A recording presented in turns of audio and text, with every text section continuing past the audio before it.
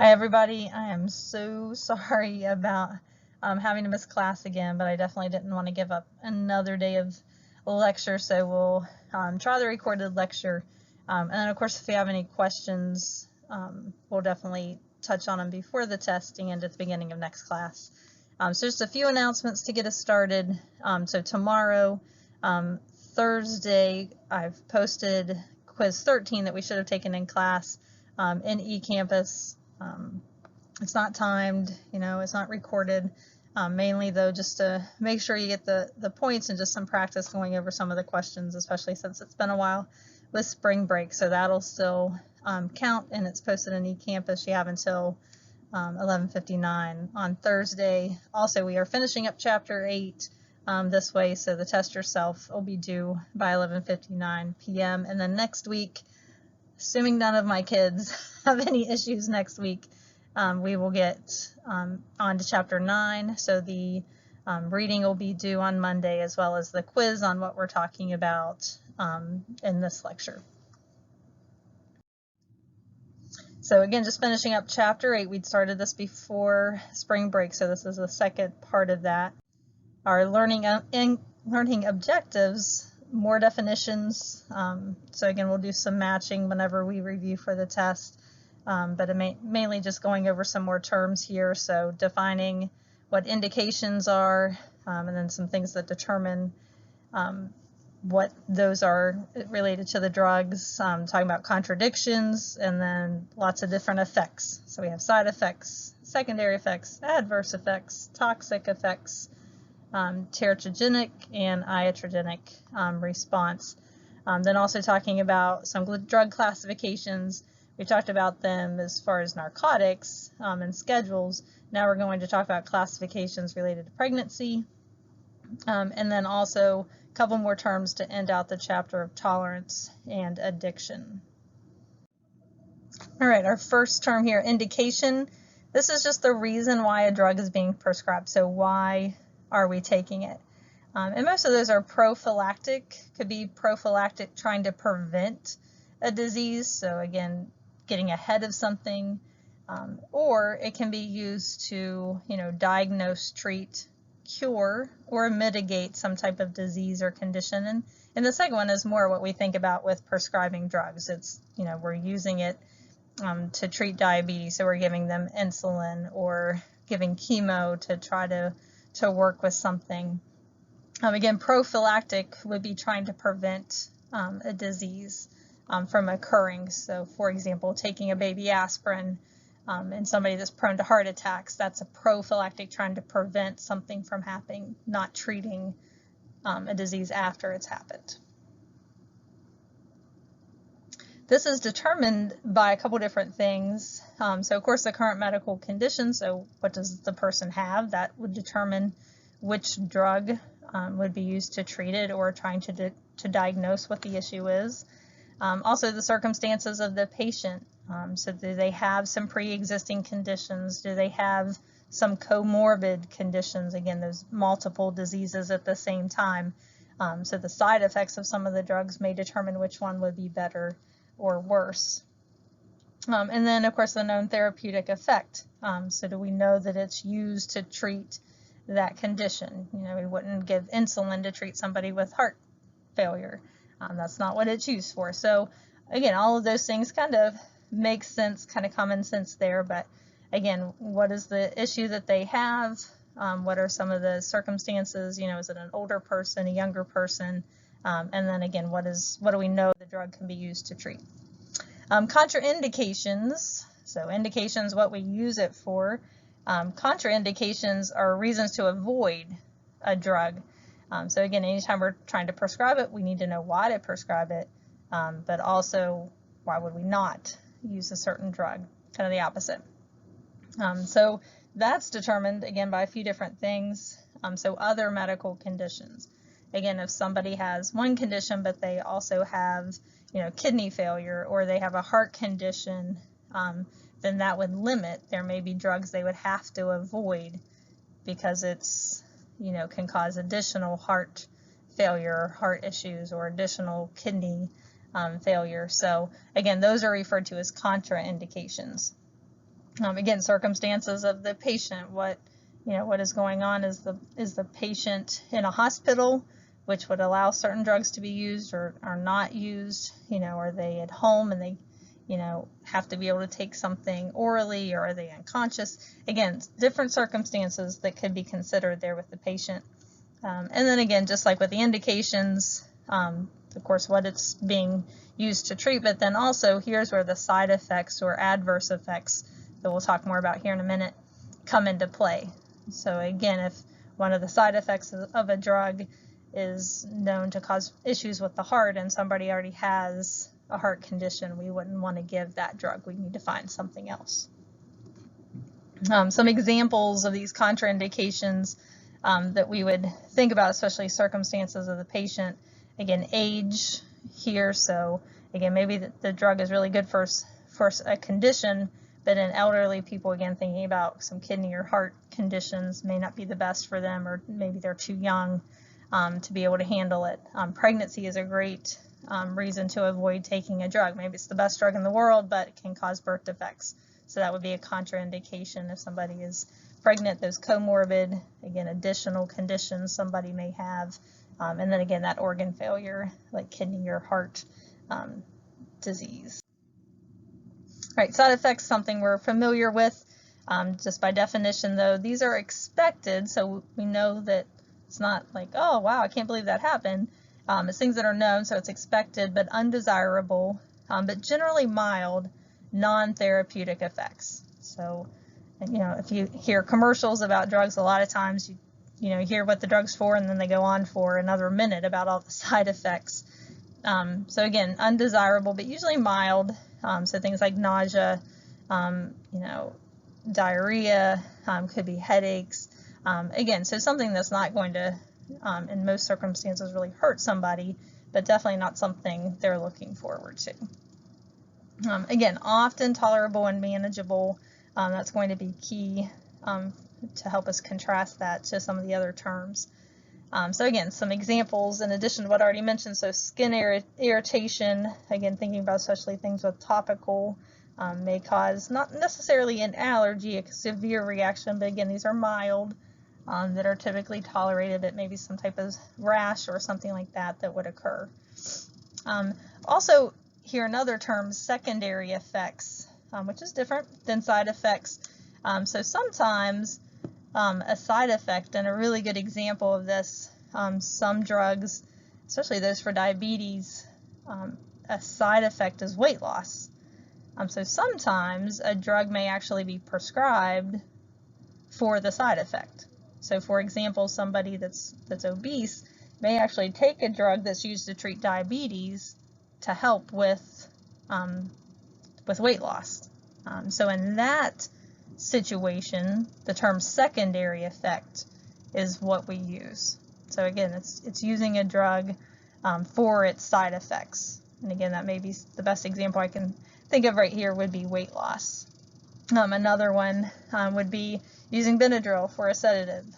So if you have kids or you've ever been around kids, you've probably kind of heard the joke of, I'd really like my kid to sleep tonight, I'm going to slip them some Benadryl.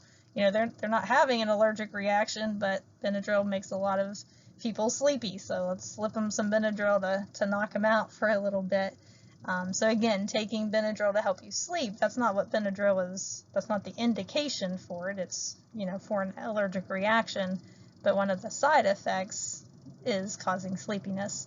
So if somebody is taking that drug for the side effect, we have another term we use for that, and that's secondary effects. So we're using it for the side effects. All right, now adverse effects, kind of similar, so I'm sure you're kind of imagining some compare and contrast questions coming up that go along with these, kind of pulling out how they're the same and how they're different. So adverse effects, these are more serious, undesirable effects.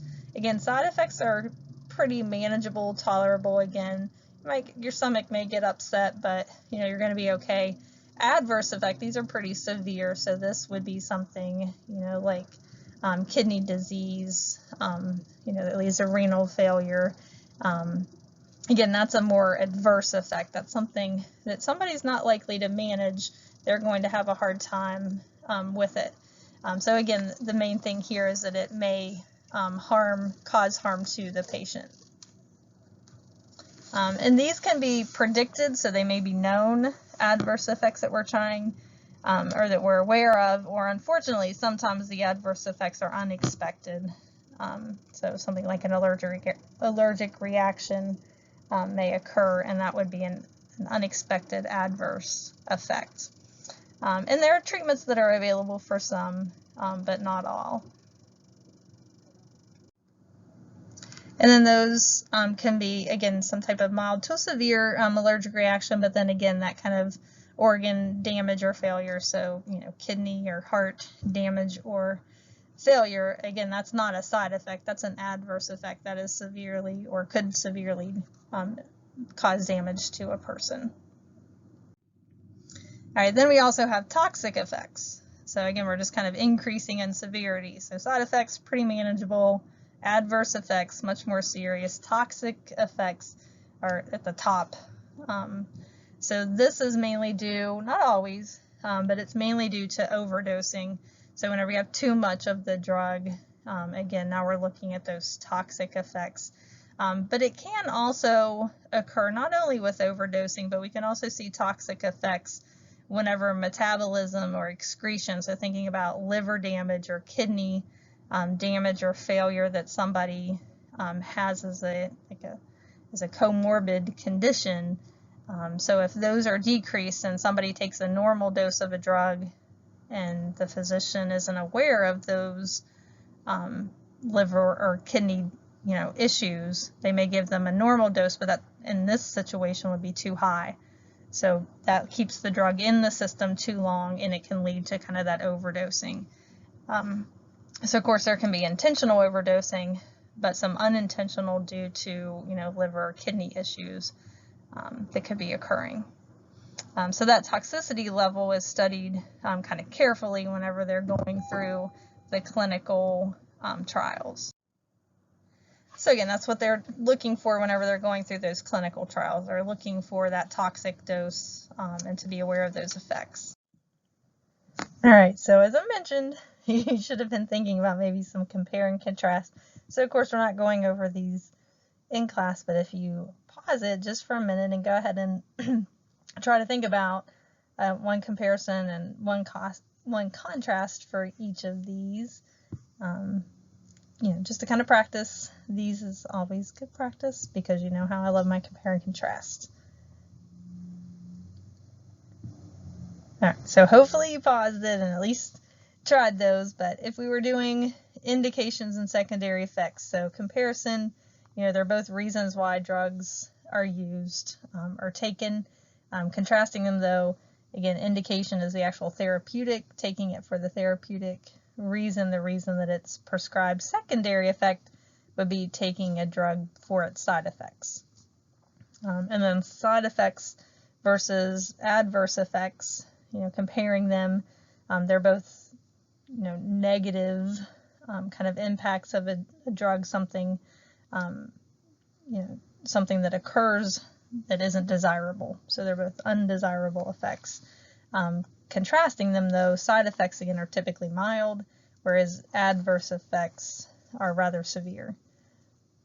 And then finally, adverse and toxic effects, again, both undesirable, but also both very harmful to the patient or to the person.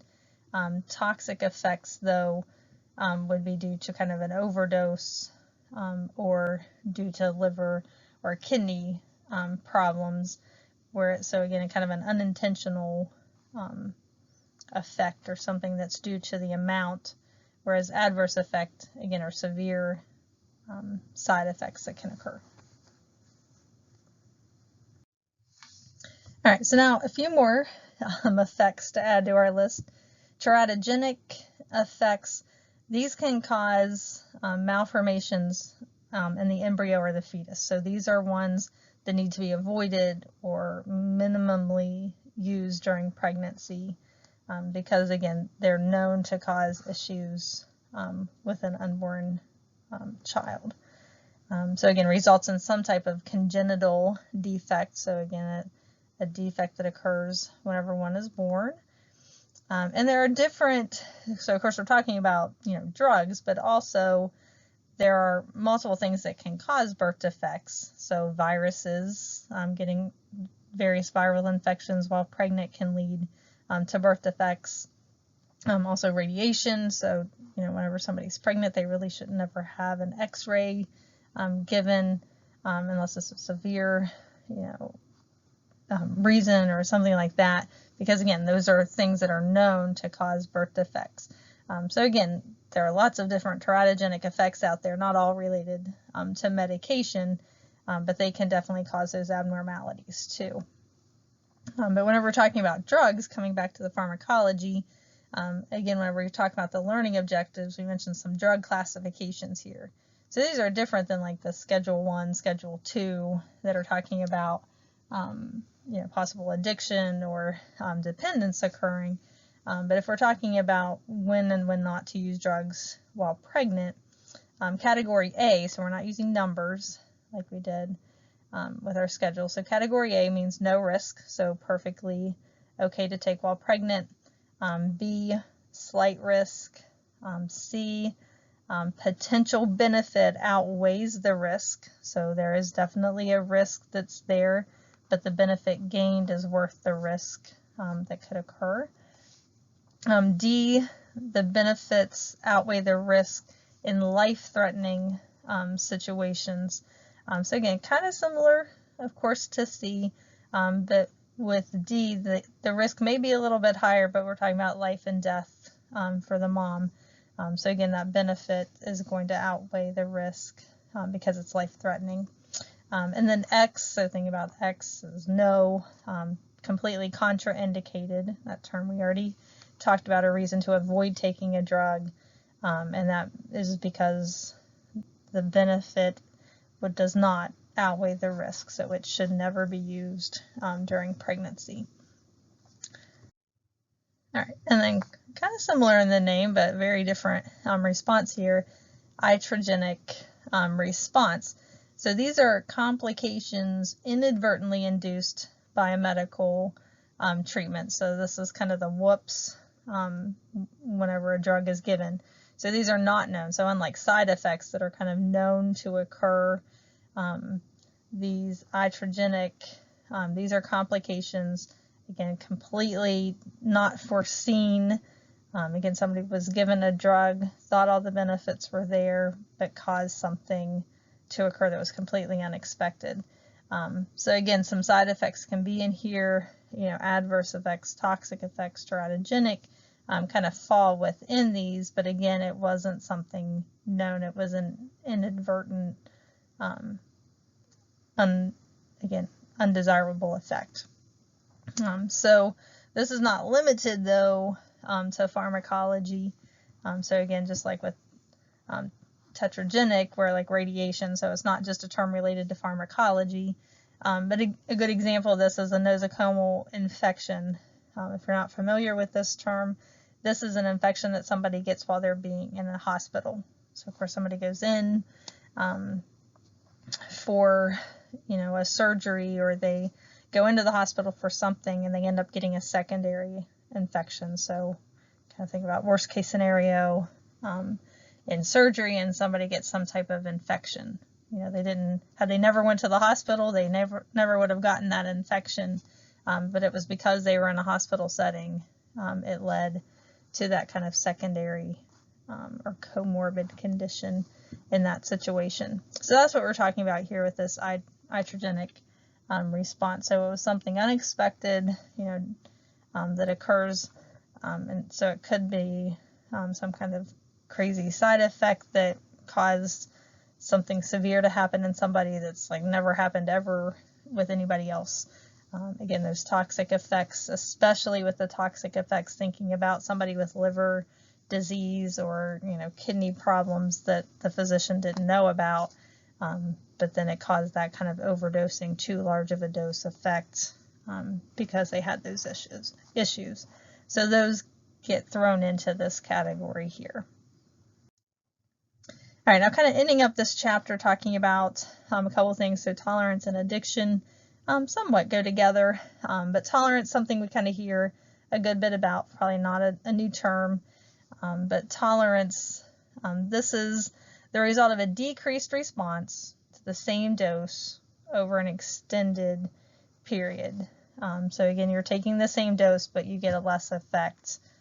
Essentially, tolerance is the best example that shows how amazing our bodies are at adapting. So our bodies want to maintain homeostasis, that maintaining tolerable internal conditions. And so whenever a drug goes into our body works overtime to try to essentially not have it affect the body. So this can be physiological or psychological. So again, physiological would mean, of course, most of our narcotics we think about. So if somebody, takes a pain medicine for extended periods of time, eventually that same dose doesn't lead to the same amount of pain relief. So they need a higher dose to get the same effect. And that's changes in the body to respond to that. Psychological, though, would be more kind of perceived. So they don't feel as different whenever taking the same dose. So a couple different categories here of tolerance. So metabolic tolerance, and these all differ based on what causes the response to not be as great to the same dose. So metabolic, thinking about metabolism and the liver, again, your body adjusting. So if you keep taking the same dose, your liver gets better at metabolizing it. So it produces more enzymes. So even though it's the same dose, your liver's just better at breaking it down. So it eliminates it much faster than at the first time that you were exposed to it. Cellular, this is with those receptors. So remember, for most drugs, we talked about before break, a lot of drugs bind to receptors in order to cause a response. And again, I talked about with insulin-resistant diabetes, that means that they have it's diabetes, it's one untreated, and so they've just decreased the number of insulin receptors. So you can give all the insulin in the world, but there's nothing for it to bind to, so it doesn't cause an effect. Again, with tolerance, this is another way that can occur. Your body gets used to seeing a drug, your body wants to maintain normal conditions, so it's like, fine, if you're going to keep giving me this drug, I'm just going to stop responding. I'm going to decrease the number of receptors it has to bind to. And then finally, behavioral, and this is more how an individual learns to conceal the effects. So especially thinking about alcohol. So if somebody, has been using alcohol over a long period of time, the first time somebody ever drinks, if they drink 3 or 4 beer, pretty quickly it's going to be noticeable. There'll be stumbling, slurred speech, all that kind of stuff. Whereas somebody who has drank for, has 6 or so every night for, 6 months or something, if they drink that same amount, they're not going to appear any different.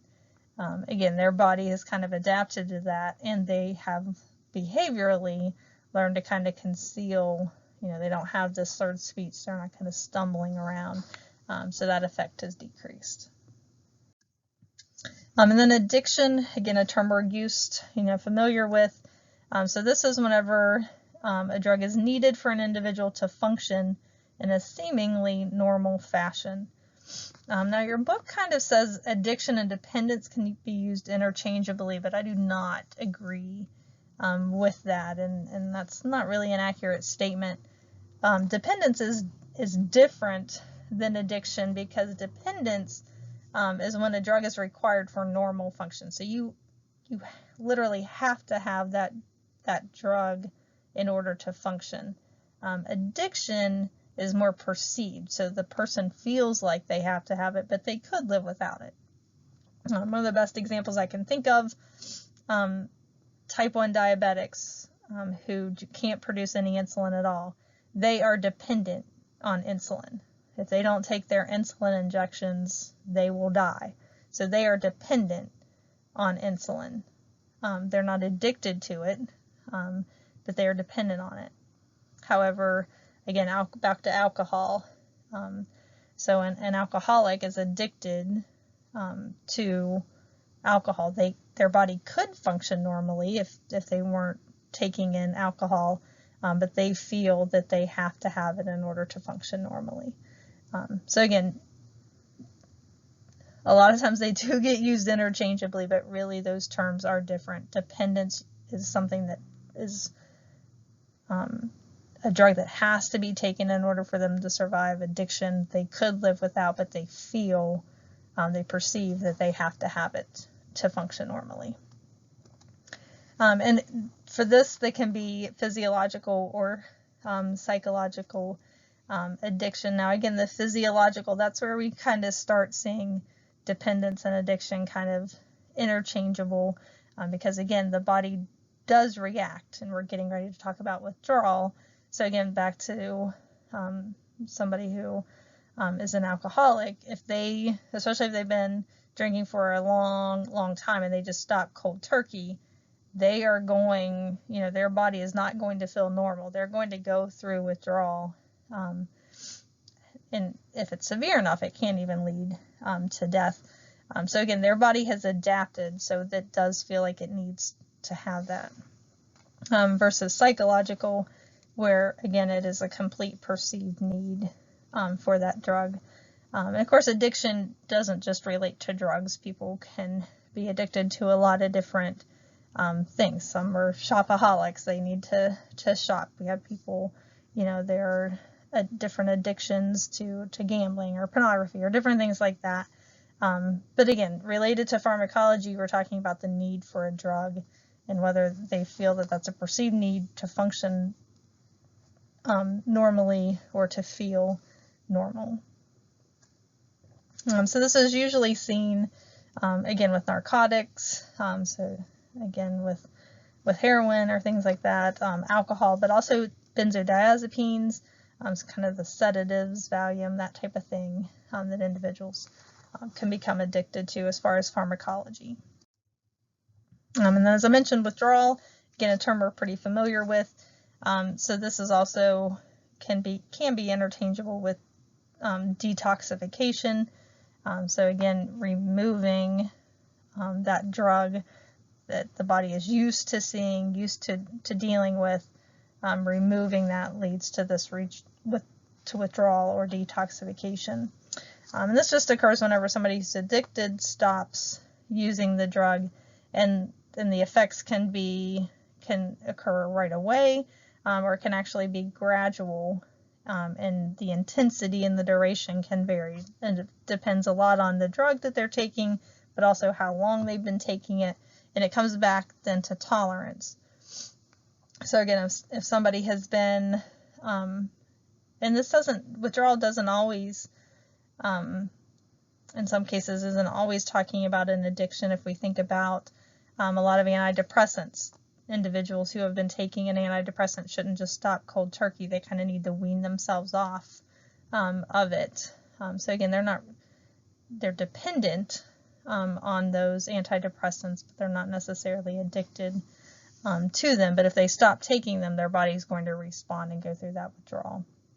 But typically when we think about withdrawal, it's more with those addictive types of drugs. So again, depending on the drug and how long they've been using it, again, if somebody has been an alcoholic for years and years and years and they just stop cold turkey, it can cause a life-threatening condition that's referred to as tremens, where it essentially causes tremors, and the body just has become so dependent and so used to that drug that it doesn't know how to act without it. So it can cause a severe reaction. And again, with others, they may be okay for the day, but then the next day, that's whenever the symptoms really start hitting them. So again, varies by each drug and how long the individual's been taking it. So some of the common symptoms with withdrawal, nausea, vomiting, diarrhea, so everything pretty much with the GI, constipation, pretty much any of those options. Sweating, again, tremors, and the severity can change or varies based on the drug and how long they've been taking it. All right, and that finally ends all of our terms. So again, pretty much all of this, the rest of this chapter is all about different terminology. So again, just going through those, whether it's flashcards or whatever, to help you with those terms. We'll do some different matching whenever we review for our next test. Just good ways to kind of go through those different terms to help you identify which one's which, that kind of thing. So again, if you have any questions, we'll definitely touch on them whenever we review or whenever we start class next week. Again, sorry again that this had to be given recorded instead of in person. Hope you guys have a great day.